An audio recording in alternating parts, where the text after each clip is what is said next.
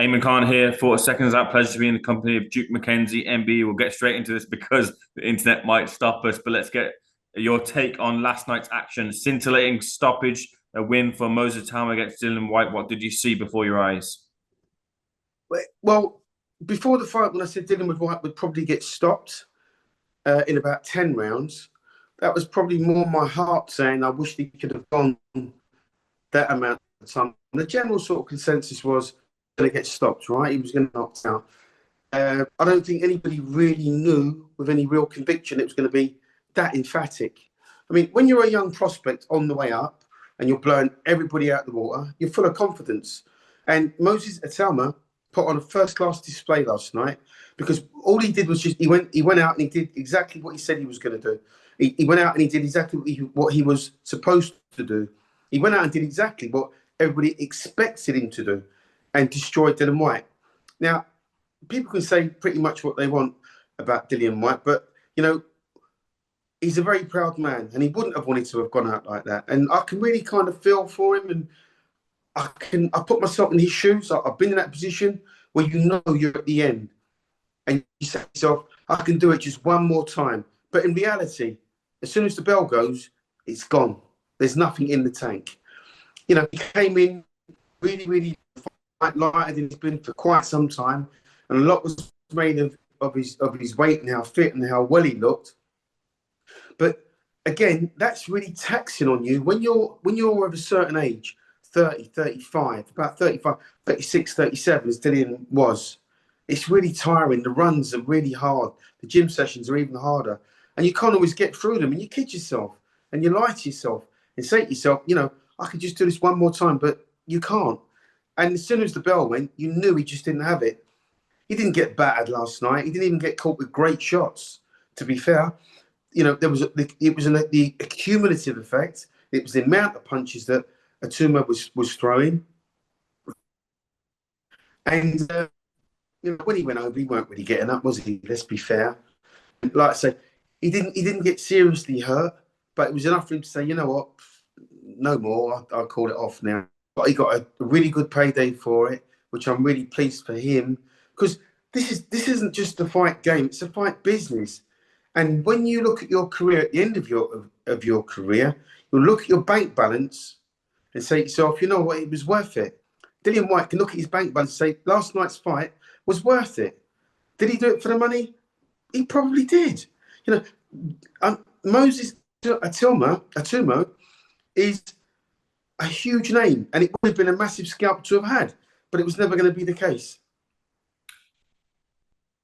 Do you think that is the last we see of Dillian Whyte in the ring? I spoke to Derek Chisora last night, and he felt he wanted to see Dillian have at least one swan song and maybe take on Joe Joyce, who was at a similar point in his career. But do you feel that it's the right move to do that?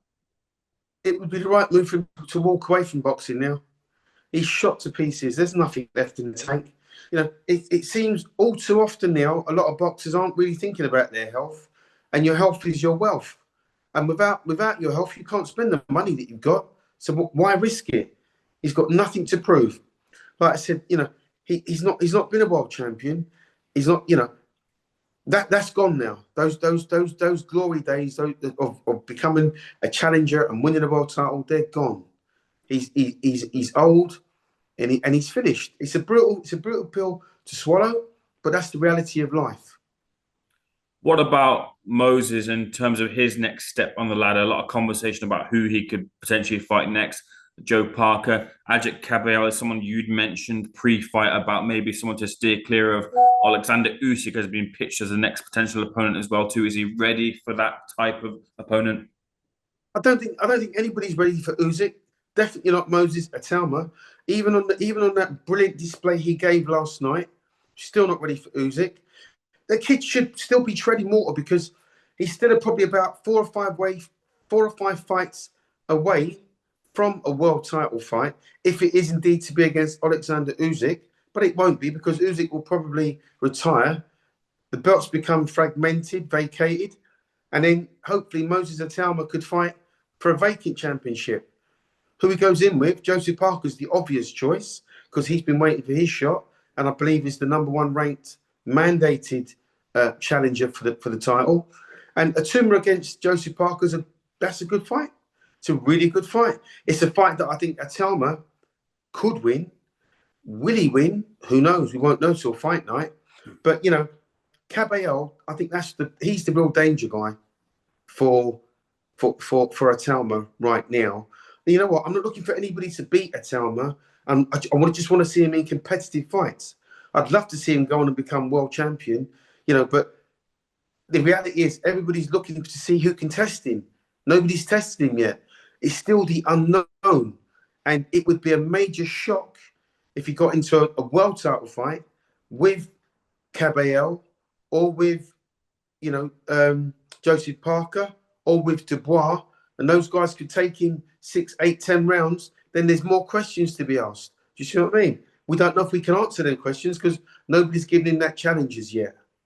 There is a slight question mark over Dillian Whyte from last night, that being that there is the thought going round that Dillian had an injury going into the fight, potentially something with his leg. Did you see any signs of that when either during the ring walk or pre-fight build-up or even during the fight?